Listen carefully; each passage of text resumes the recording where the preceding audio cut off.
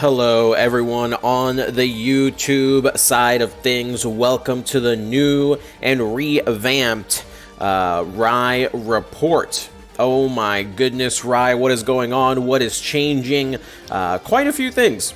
Number one, the Rye Report is now officially the my version of the tier list, which will try to take an unbiased approach to creating a tier list. I always stress on stream, whenever people come to me, they're like, Rye, should I follow the DLM tier list? Should I follow what Reddit says? Should I follow what your Discord says? Should I take the power rankings to heart? What is the best deck, you know? And I always tell them, every method has a weakness. The power rankings can be sometimes up to a week late, you know, because it's always the week prior to what's going on. I talked to probably one of my favorite TPC members right now, mentioned that sometimes the TPC can be up to 2 weeks late because you know, everyone has their own idea of what a tier list should look like, and they're not always unified in how it looks like. So the final tier list that comes out, you know, that's correct, may take up to 2 weeks to actually, you know, people who are like doubters or whatever end up being proven wrong, or whatever the situation may be.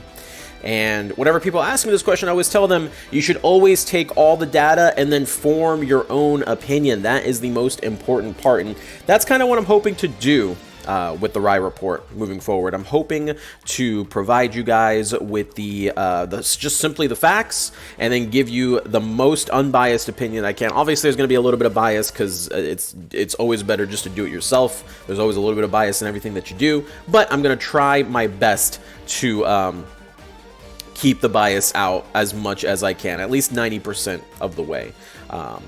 This is for competitive Yu-Gi-Oh! So that means tournaments, KCGT Part 2, where you have best of threes, and things like that, things of that nature. So anything that's more of a match instead of a single duel is what you're going to be looking at. There is going to be another video releasing with this video called the Rise Report. Great naming, off of my other Rise to Cog series, and that will focus on ranked, and will focus on KC Cup Part 1, which more mirrors ranked rather than match duel. So easy way of keeping it in mind, this is a tier list for competitive best of 3 matches, and the other tier list will be more casual best of 1. The most competitive that you'll see in that video will be something like KC Cup Stage 1, will be kind of what you see with that.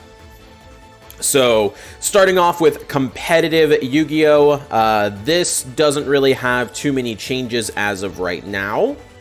Sorry for the slight cut there, I had to pull up my notes, but getting into the tier list, there is no question in my mind, Automats are tier 1. Now, there's a lot of back and forth. Well, Rye, actually, I don't know, that if they feel tier 0, they might not be the sole tier 1, blah, blah, blah, blah, blah. The simple fact of the matter is, the data shows that they are, as of last week, 40 points ahead of the next person, or the next deck, which is Harpies, 65 to 27, over 40, that they are sole tier 1. Now the question is, why don't I consider them tier 0? Because a lot of people are like, oh, Automats might be tier 0 again. They're really up there.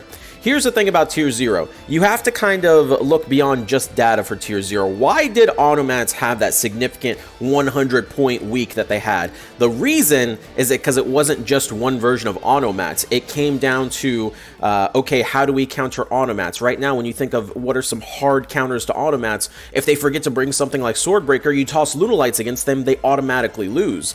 What was that hard counter to Automats when they were actually tier 0 with Rhino Bus? It was another Onomat deck, but with trap cards and triple head, that ended up being the counter. So when the counter to the best deck is just another version of the best deck, that is when we approach the tier 0 method, because it actually comes down to why play anything else, right? That's when you start seeing those bar graphs in tournaments be like 50 to 60% of what, you know, of the entire breakdown. That is when it happens.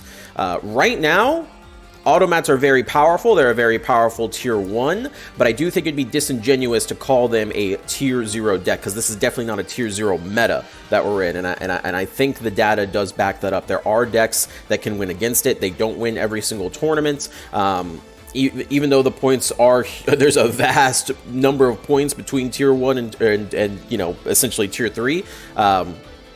It's not like the decks that are being played against it are just other versions of Onomats. Now this may change, because I know that the triple Gaga head version is seeing more play, but so far that version has seen little success, where when it was discovered originally when the tier 0 came out, it just blew everything out of the water. By far the best deck. It didn't even, like, nothing even came close. So unless they're able to push that back in and become that tier 0, I think a tier 1 is the most genuine thing that you can give them for side deck format. I think absolutely that's a-okay. There's no emergency. Konami, this is tier 0. This needs to be nerfed. It's just a tier 1 deck. It's a boring deck to play. We need a new ban list. Moving on. No tier 2. I mean, I don't think you can say there's a tier 2. I don't think any of these decks even come close to the flexibility of Onomats. Usually when we're talking about tier 2, there's like a 10-point differential in power rankings, but you know, 40-point differential, the entirety of tier 2 is the 40-point difference between the rest of the decks. That is that is what's going on with that. So yeah, no tier 2. I think that's absolutely fair. Nothing that you can do too much there. Tier 3, this is pretty much every other deck that's in the metagame. Gaia, Thunder Dragon, Harpies, TG, and then a little note on Red Dragon Archfiend specifically. Gaia is just really nice because it's a really small engine. Gaia is one of those decks that would be consistent even without its consistency skill. So it's just hyper consistent. You could put any staple in the deck and it'll perform. So if a staple is good, like Book of Moon or Treacherous Trap Hole or whatever the case may be, Forbidden Chalice, even things like Karma Cut, if staples are good, Gaia will be good because he's just a good small consistent engine that can use pretty much every staple in the game, no limits or anything like that, making it just a very solid deck. A lot of people say Harpies are kind of the gatekeeper to the metagame, but Gaia also kind of serves that purpose. He's kind of the Ancient Gear of our meta. If you guys played back in the Ancient Gear meta, kind of control, like without Gaia, decks that play heavy hand traps like Fire King would just reintroduce themselves into the metagame. So him and Harpies kind of team up to kind of be the gatekeepers of the current metagame. They set how the metagame is, but they're not at the top of their game, unfortunately for them. Thunder Dragon, nothing has changed with Thunder Dragon. It's exactly the same thing. It's a high roll deck. You can sack your opponent in a single game, or you can summon Raiden and pass. I say this all the time. Playing Thunder Dragon's like playing rock, paper, scissors. All these decks are playing rock, paper, scissors each other, and then Thunder Dragon has a shotgun, and either they're going to shoot someone in the face, or they're going to shoot themselves in the face. We don't know. They don't know. And sometimes Thunder Dragon comes through, sacks the entire tournament, and then other times they don't really do anything, and you're just like, why is this deck even like still in the metagame? So, but even with all of that, Automats being able to tech things in like Void Trap Hole, stuff like that, have been just able to shut down Thunder Dragons. And in a side deck format, you're going to see things like Necro Valley and lots of anti-graveyard based strategies that just shut down Thunder Dragon. And it doesn't help that the M7 Lancia loop that Automats perform has just been very, very effective against Thunder Dragons, to the point where it's not even fair if you're rolling up with this deck. So there you go in for Thunder Dragons. Harpies, I touched on a little bit. They're kind of the gatekeepers with the Gaia deck. Very, very powerful gatekeeping strategy. And funny enough, was second place on the power rankings and really has had a really good performance lately. But ultimately, if they want, they don't have an anime consistency skill. They just have a bunch of starters, and I think that's what's keeping them back. They play a 20 card version, a 30 card version, and it's either do you want to be more consistent or do you want to have more power and more survivability. But there's like no middle ground between the two, which Automats has perfectly fine. And then TGs. TGs has been a very powerful strategy with no side or with a side deck, and again they're kind of like Thunder Dragons where they can be shut down with Necro Valley and stuff like that. But if they just high roll, they're able to just get their boss monster out. They're able to get their survivals. And it's crazy because survivals in itself is already a powerful enough strategy to end most games. But then on top of that, they have things like the halberd cannon if they want to use that as well. So very, very powerful win conditions in this deck, very clear win conditions, and it's really easy to get full combo with their TG skill. And to be honest, even through things like Necro Valley, they do have things like the Wander Magician. They do have built-in removal to try and deal with that if they don't get destroyed too much. So TG's a fantastic deck, placed in 3rd, thanks to the power rankings. Again, go check out the power rankings if you want to double check the data yourself. But there's absolutely nothing wrong with TGs. They're very good. It's just all these decks in the metagame don't come close to what Automats are, for the most part. And just as a little bit of a noticeable rogue deck shout out here for decks that did perform well, but ultimately, you know, are just a little bit lacking. I do kind of want to highlight those in the Rye reports. And those are 2 decks that we've seen multiple times in the power rankings these previous weeks perform well and make it into the top 5, as well as be used in KCGT stage, you know, finals and championships and everything like that. And the 2 I want to bring up is Cyber Dragon and Luna Light. Now, Cyber Dragon was top 5 last month, and is one of those decks that's kind of like Thunder Dragons. It's a little high roll, but even on a crazier scale, where even if they're bricked, if you give siders enough time to draw cards, they will eventually, like sometimes you just get 5-card combo from Cyber Dragon, and there isn't much you can do about it. There's just too many attacks in such a short span of time that unless you're playing Sphere Karibos, you are going to lose to, regardless of what you have. So that is a very powerful strategy. So it won the GG Tour $2,000 tournament. It technically was one of the winning decks of KCGT. The deck's insane when it pops off, but the problem is it has to pop off, and it's not nearly as consistent as a deck that just searches its best combo every time.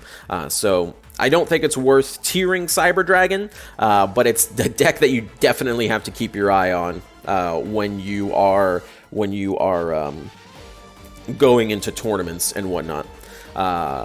Luna Lights is another one of those decks where it's honestly it's going down in popularity now because people are trying to play around it. They're putting in their sword breakers and stuff like that to out Luna Light. But here's the thing, the fact that this deck is making the meta play around it and warping it to that degree makes it a notable rogue deck. The fact that it's that much of a threat that those cards need to be in your deck, like Automats don't really want to play Swordbreaker. There's other stuff they want to play in that slot, but the fact that they kind of need to, otherwise they auto scoop to a Lunalight player that's doing very well in the tournament, kind of shows you the power of Lunalight right now in this metagame. So Lunalight's has always been kind of that deck where it's never quite been metagame, but it's always been one of the better rogue decks, and that trend honestly is continuing through this for the most part. So there you go, Lunalight's top tier. Now, in closing with this video, some tips if you're planning on playing in battle phases or any other community tournaments this week. It's pretty much going to be the same. Play around Automats. If you play around Automats, they have a high entry rate and a representation rate and a top rate, so you need to be able to play around Onomatomayhem. You can pick any of the tier 3 decks and just play to your strategy and play to try to kill them before they kill you. That's really all it comes down to, right? There really is no answer outside of that. If you're looking for a specific deck, you could play something like Lunalights and hope you catch someone that isn't playing Swordbreaker, or you could play Lunalights with a Swordbreaker, you know, counter, if you will. So, you know, if you want to bring something like Lightning Vortex or something like that, they're only going to have one Swordbreaker. They're not going to have multiple Swordbreakers to try and take out your Lunalights. So you could play a strategy like Lunalights, or even like a Vindred strategy or something like that, where you can't be targeted anymore if you really want to counter Automats. But I think you're better off just playing a tier 3 deck. Try to get like your survivals in with TGs and try to high roll sack Thunder Dragons. Just try to high roll sack and just try to go from there. And Konami, please give us a ban list so we can have have better counters to Onomat, hopefully, because we need to, you know, kill the deck and see what other decks rise. And that's pretty much it. That's all the advice I have. Pray you don't run into too many Onomats, and if you do, get prepared for Swordbreaker. That's the advice going into next week, for the most part.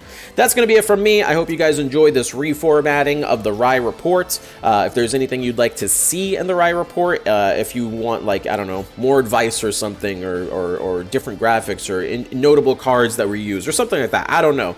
Leave it in the comments, let me know, and I'll see what I can do. And that's pretty much it. You guys like, comment, subscribe, all that stuff, and I will see you. Actually, I'll see you in the Rise video that goes and accommodates this one. Make sure to go watch that one as well. But yeah, you guys take it easy. Peace out.